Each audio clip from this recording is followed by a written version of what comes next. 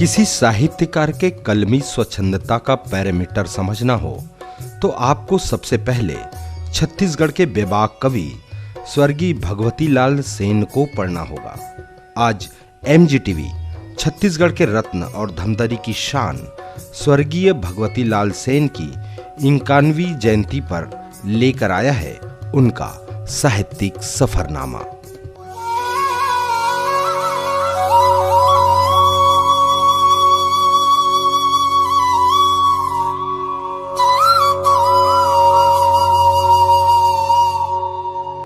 तेईस मई 1930 का दिन साक्षी है उस साहित्यिक व्यक्तित्व के आमद का जिसने अपने पुश्तैनी पेशे को अनवरत रखते हुए अपनी साहित्यिक आकांक्षा को लोगों के लिए सबक बना दिया।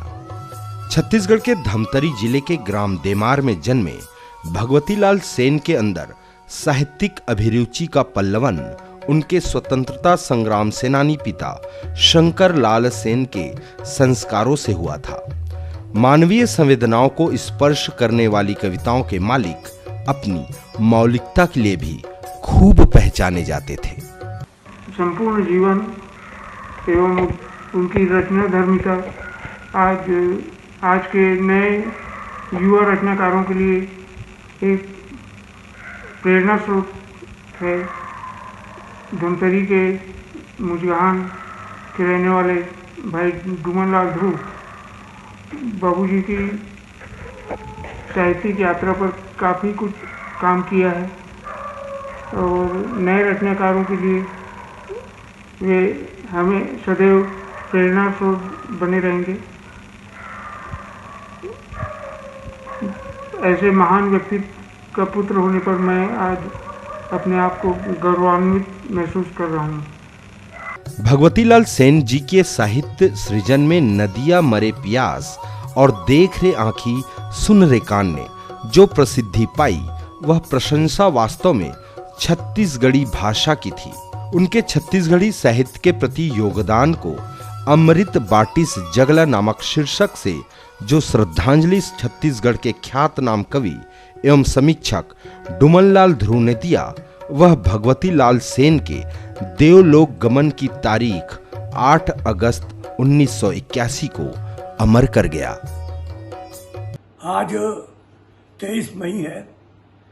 हमारे बड़े छत्तीसगढ़ के लाडले और दुलारे सुप्रसिद्ध छत्तीसगढ़ी के कवि स्वर्गीय भगवती सेन की जयंती है। उनको स्मरण करते हुए मैं आज बहुत दुखी भी हूँ और सोचता भी हूँ कि ऐसा कवि छत्तीसगढ़ को उपलब्ध था जो कहता था वो करता था। उसकी करनी में और बोलनी और बात करने में कहने में कहीं कोई कमी नहीं थी। जो बोलते थे वही वो करते थे। वे हमारे धमतरी में आए, गांव से आए थे और धमतरी में आकर छा गए थे। वे कवि सम्मेलनों के मंच पर जब उपस्थित होते थे निश्चित मान लिया जाता था कि छत्तीसगढ़ी में जब वो कविताएं पढ़ेंगे तो लोग सिर्फ और सिर्फ भगवती सेन को सुनेंगे।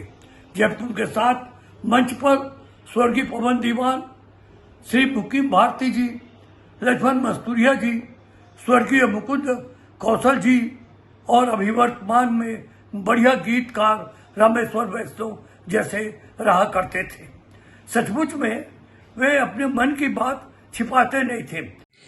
छत्तीसगढ़ के गंभीर कवि स्वर्गीय श्री भगवती लाल सेन जी एक बहुआयामी सृजनधर्मी साहित्यकार थे। उन्होंने अपनी लेखनी से साहित्य जगत और समाज को जो कुछ दिया उनका मूल्यांकन संभव नहीं है।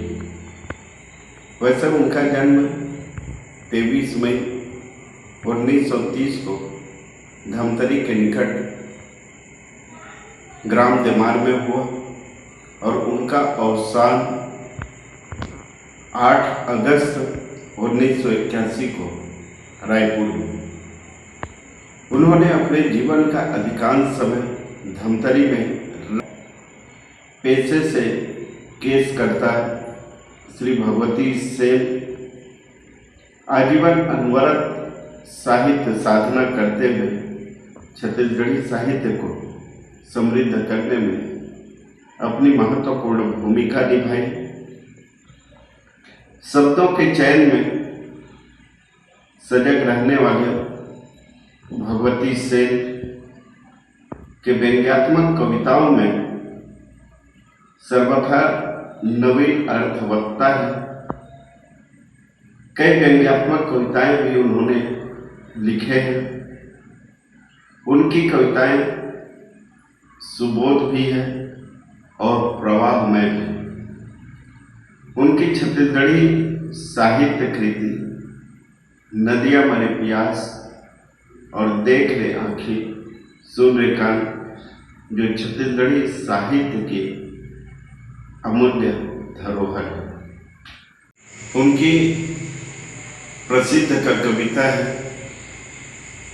कि युग के संग रेंगे मन हवे भलाई सबके, युग के संग रेंगे मन हवे भलाई सबके, खोजो नवा रद्दा नवा युग नवा अंजोर, अपने मूल पेल गोठ लग झन तानो जी, चेथी के आँखीला आगू में लानो जी, चेथी के आँखीला आगू में लानो जी। श्रम जिसका आराध्य है, जो षड्यंत्रों के बेबाक चित्रण की कला जानता है, ऐसा सच्चा मनुष्य आज के समय में मिल पाना मुश्किल होता है।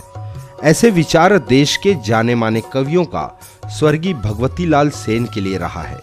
एक दार्शनिक के तौर पर भगवती लाल सेन की कविताएं बहुत कुछ बोल जाया करती थीं, जो बताता था कि स्वर्गीय भगवती लाल सेन किस स्तर के यथार्थवादी और जमीन से जुड़े कवि थे। भगवती लाल सेन जी को हम लोगों ने साहित्यकार के रूप में कम, अपने घर के सदस्य के रूप में अधिक जाना। वो हम सब भाई बहनों के लिए भगवती चाचा जी थे और उनके साथ जितना भी समय हम लोगों ने गुजारा वो कुछ न कुछ सीख देने वाला था, सबक देने वाला था। वो बहुत ही पारदर्शी व्यक्तित्व था उनका, बहुत ही अंदर से मन से बहुत वो सुदृढ़ थे और उनकी बातें बहुत मज़ेदार होती थीं, लेकिन उनमें जीवन दर्शन छिपा होता था। तो उनसे जाने अनजाने में हम लोगों ने बहुत सारी चीज़ें सीखी जो किसी भी उच्च स्तर के साहित्य से सीखी जा सकती हैं। उनका हमारे घर आना जाना लगा रहता था। पापा जी के साथ साहित्यिक और गैर साहित्यिक बहुत तरह की चर्चाएं चलती थीं। वे जीवन को बहुत करीब से देखने और जीने वाले व्यक्ति थे और उनकी बातों में उनके जीवन का अनुभव झलकता था। वे बहुत साफगोई से बात करते थे, बहुत स्पष्ट रूप से बात करते थे और उनका ये गुण उनके साहित्य में भी झलकता है। मुझे याद है उनकी एक कविता, एक सिलसिला शुरू हुआ था नए बस स्टैंड पर, धमतरी के बस स्टैंड पर, पुराने बस स्टैंड पर, कविता चौराहे पर। तो उसमें चाचा जी की एक कविता उसमें प्रस्तुत की गई थी। नंगाए कौन है हमार बांटा के रोटी, मिलाए कौन है उज्जर चाउर में गोंटी। तो ऐसी पंक्तियाँ वो लिखते थे और जो याद रह जाती थी, मन में छप जाती थी, मौके मौके पे याद आती थी। तो वो ऐसी पंक्तियाँ वही व्यक्ति लिख सकता है जिसने जीवन को बहुत ज़मीनी तौर पे जिया है। चाचा जी से एक मुलाकात होती थी होली के वक्त। हमारे घर के बिल्कुल पापा जी का जो कमरा था जिसमें किताबें भरी हुई थीं, उसके थोड़ी दूर में होलिका दहन होता था। पापा जी बड़े चिंतित रहते थे कि अगर कोई चिंगारी इधर उड़ के आ गई तो जीवन भर की कमाई नष्ट हो जाएगी। वही उनके जीवन भर की कमाई थी। तो वो हम लोग रात जागते थे और उस रात जागरण की गोष्ठी में भगवती चाचा जी अनिवार्य रूप से शामिल होते थे और रात भर गपशप चलती रहती थी। वो बड़ा यादगार समय होता था और बस उनके साथ जुड़ी ही ऐसी बहुत सारी यादें हैं, छोटी बड़ी यादें हैं। एक बड़ी दिलचस्प याद ये है कि जब मैं मतलब युवावस्था की दहलीज पे था मैं, तो और भी लोगों की तरह से मेरे मन में भी था कि मेरा हेयर कट ऐसा होना चाहिए और वगैरह वगैरह। तो उससे पहले तक हम लोगों का हेयर कट वाला पूरा जिम्मा भगवती चाचा जी का ही रहता था।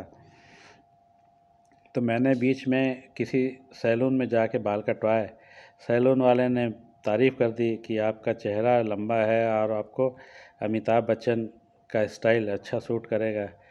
तो उसके बाद तो मैंने तय कर लिया कि जीवन भर यहीं पे अपने बाल बनवाना है। और फिर चाचा जी से दोबारा मुलाकात हुई तो बहुत नाराज़ हुए कि तुम लोग आजकल के ज़माने के बच्चे, कुछ समझते हो नहीं, और तुम्हारे बाल कौन से अच्छे कटे हैं, ये तो बिल्कुल क्रो कट है, इसको बोलते हैं, कौवे जैसे बाल हैं और ऐसा वैसा। हम लोग बड़ा मज़ा लेते थे उनकी बातों का। बहुत दिलचस्प आदमी थे, बहुत सरल हृदय थे, बहुत पारदर्शी थे। ऐसे लोग दुर्लभ होते हैं और हमारा सौभाग्य है कि हमको उनके सानिध्य का अवसर मिला। मैं उन्हें बहुत श्रद्धा के साथ याद करता हूँ, बहुत प्रेम से याद करता हूँ और प्रार्थना करता हूँ ईश्वर से कि उनकी स्मृतियों को हमेशा हमारे भीतर बनाए रहे, जो हमको अच्छी राह पे चलने के लिए प्रेरित करती रहेंगी।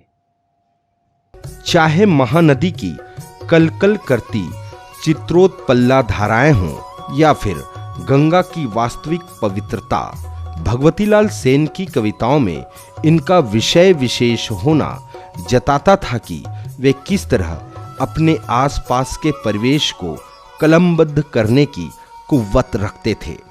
वैसे तो भगवतीलाल सेन जी पर इतने कम समय में कुछ भी कह पाना उतना आसान नहीं है, क्योंकि वे छत्तीसगढ़ी साहित्य के अथाह सागर थे, जिसमें गोता लगाने का अकेला शर्त होता है कि आप कितने परिपक्व और साहित्यिक समझ की योग्यता रखते हैं। आज बस इतना ही। ऐसे विशेष कार्यक्रमों का आनंद लेने के लिए देखते रहें MGTV धमतरी।